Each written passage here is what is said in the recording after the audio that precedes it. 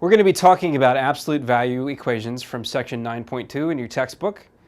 And as always, when I do these videos, I like to talk about it in context, where it came from, what does it mean, who came up with it, like who do we need to murder, right? These things are difficult, and it's, we need something to hold on to. So I did a little bit of research and I found out where this absolute value equation comes from. And it comes from the search to discover whether or not the fundamental theorem of algebra was something that was correct. So the fundamental theorem of algebra in a nutshell, and I realize for you mathematicians that are watching that I'm making a whole lot of things that are complicated oversimplified. So I get that. But the fundamental theorem of algebra essentially goes that for an equation that has n exponents in it, there will be n number of solutions to it. So, for example, if I were to say x cubed equals 8, well, let me take an even less cumbersome version of this. We use x squared. So if I were to say x squared equals 4, the fundamental theorem of algebra says that, well, we have an exponent of the power of 2, therefore there must be 2 solutions. And in this case, there are. In every case, there will be. So we would say that x minus 2, or x squared minus 4 equals 0, right, using my subtraction property here. And then we know that this is a difference of squares from several chapters ago. So we could say that this translates into x plus 2, x minus 2 equals 0. And now we can see that our solutions are within grasp. And it makes sense that we would have 2 of them, not only because we can see it when we factor it, but because the fundamental theorem of algebra tells us that those are the kind of solutions we should expect. If we have a power of 2, and that's our highest power, then our solutions will be 2. Okay? So the idea of this absolute value quantity comes into, so we kind of had the idea that this was true, but we couldn't prove it. Particularly when we get into exponents that are higher than 3. It gets pretty tricky because those numbers kind of go away from the real plane and they go into what we now call the complex plane. So, for example, when we're talking about the absolute value of something, in terms of solution sets to the fundamental theorem of algebra, we're dealing with equations that are like x to the 6th equals some number. And the fundamental theorem of algebra says, well, we should be getting 6 solutions to this. Well, we're only, if a is a number, if a is an integer, there's only 2 numbers that we could come up with that when we raise to the 6th power, we're going to get the same value of. So without getting into a whole bunch of details about how we get this far, we come up with this idea of absolute value and this idea of dealing with imaginary numbers and complex numbers. That's where it comes from. Fortunately for us, it's the easiest concept to grasp. When we start talking about complex numbers, not so much. So this is why we start with it, okay? And when you see it defined in your textbook, it's usually defined in either one of 2 ways. I think most commonly it's just defined as the absolute distance from 0. So if I were to draw the number line, or a number line, 0, and I were to say we had 3 here and we had negative 3 here. If I were to move in the positive direction from 0 to 3,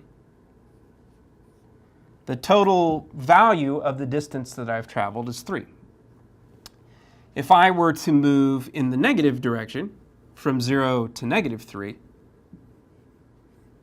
the distance that I've traveled is not negative 3. The value of that distance is 3.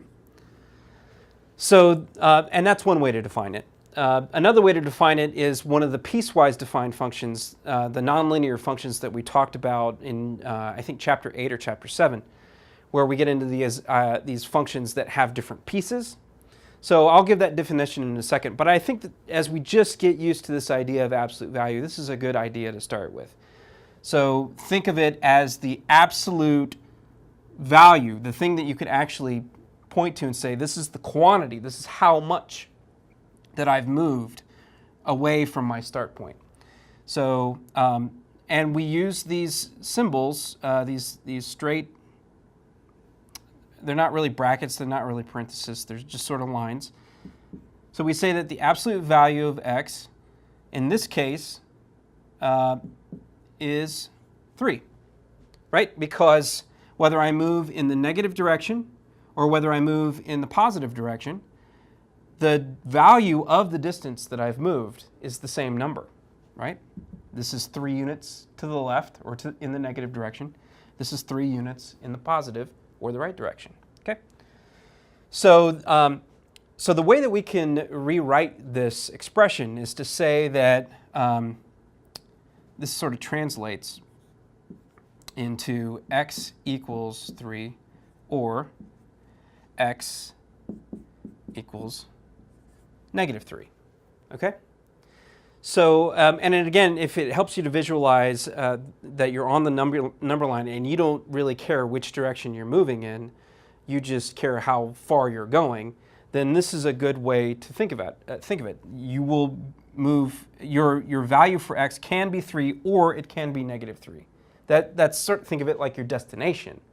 Your destination might be negative 3 or your destination might be 3, but the distance that you've traveled will be 3 in both cases, right?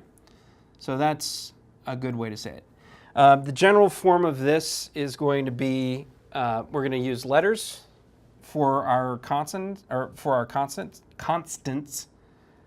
and it kind of goes like this. So the absolute value of x, or I should say, when the absolute value of x equals a constant, it can always be rewritten as x equals positive a, or, and it's important that you keep this because it's both, x equals negative a. All right, so let's work with an example, and we'll sort of increase the difficulty level a little bit. So example, absolute value of x plus 5 equals 6. Okay? So, based on our general definition of the absolute value function, we have to translate this because we're dealing with a quantity. We're not just solving for x now. We need to get rid of these absolute value function symbols first. And the way that we do that is that we have to now rewrite our equation using the guidelines that we just laid out. So we rewrite this as x equals a or x equals negative a. And now we have to translate this general rule and apply it to our actual example. So this actually breaks into 2 separate equations. The first of which is x plus 5 equals 6. The second of which is x plus 5 equals negative 6. And now we use our handy-dandy algebra tools that we've had for years and years to solve for x. Okay? By subtracting, in the first equation, we're subtracting 5 from both sides to get x all by itself, and we end up with x equals 1. That's one of our solutions. But remember, this is an OR situation. When we subtract 5 again in the second equation to isolate x, we get x equals negative 11. And this is the second solution. Depending on what your instructor wants, he may or she may stop you at just finding the solutions. Some instructors may want you to graph those solutions, so we use the number line to do so. On our number line, we have to mark both solutions since both are the solutions to our equation. That would be the answer. Okay, let's do another example, and I'll change colors here.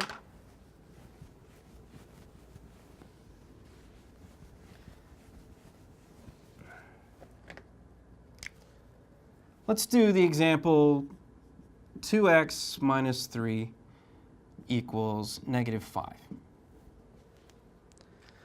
Now, based on my, my definition of an absolute value, we can actually work really quickly to find out whether or not we have a solution.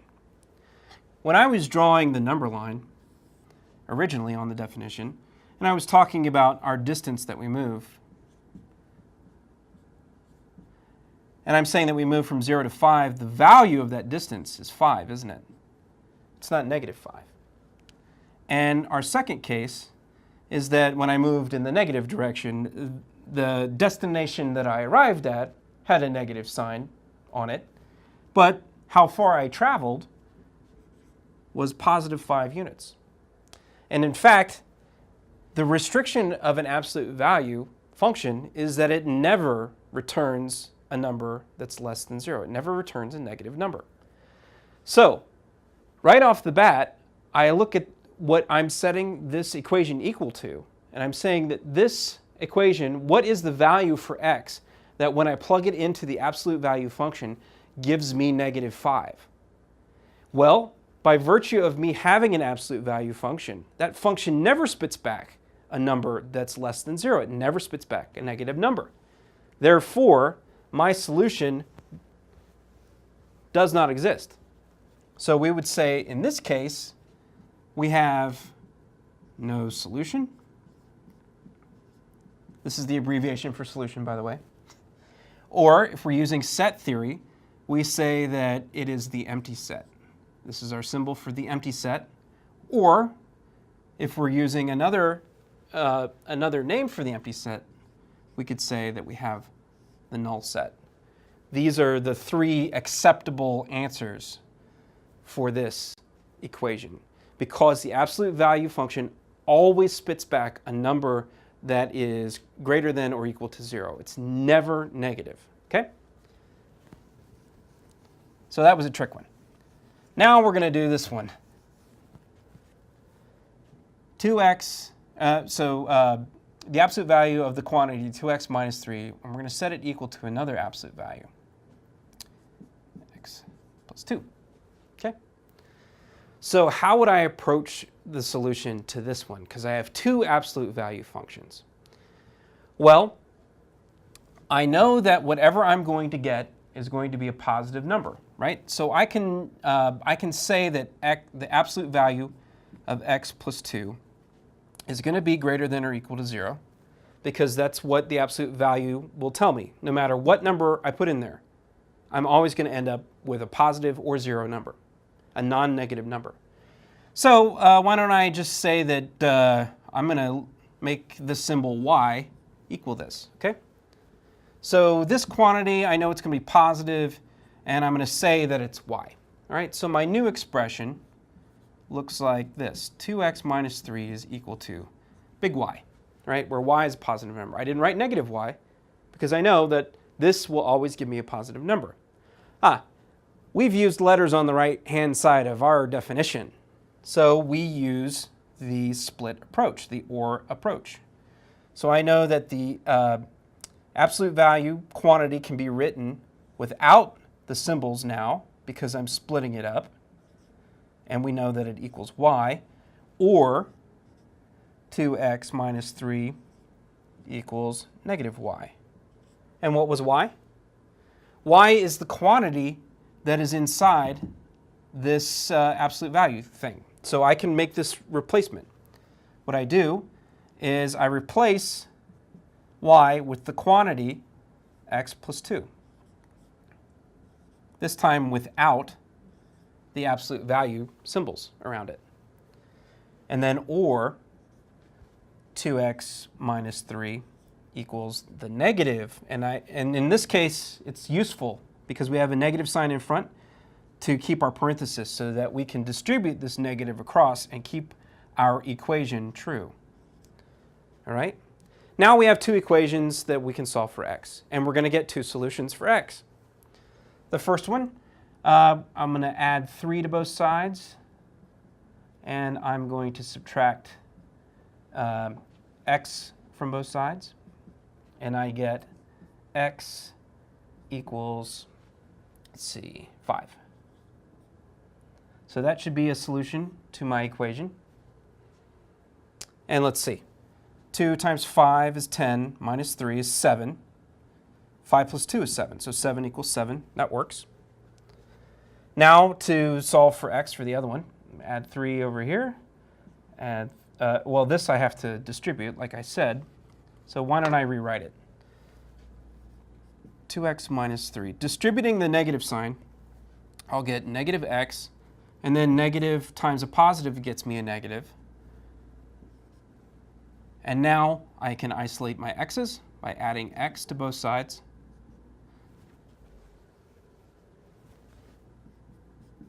And let's see, adding 3 to both sides. When I do, I get 3x, and I get 1. Dividing both sides by 3, I finally get x, or my second x, which is x equals 1/3. The solutions to this equation are both 5 and 1/3. When I plug each solution in, it will satisfy that equation. The strategy for working with an equation that has absolute value signs on both sides is to keep your absolute value function with its symbols on the left-hand side, and then recall that you can split the right-hand side up into two different things, because you know that this will always return a positive number, so you will have a solution. You will have two. So work with the right-hand side and turn it into two equations where you set one right-hand side equal to the positive quantity and the second right-hand side equal to the negative quantity, and then solve for x. So that's an introduction to absolute value equations. When we move into section 9.3, we will talk about how to work with the absolute value inequalities.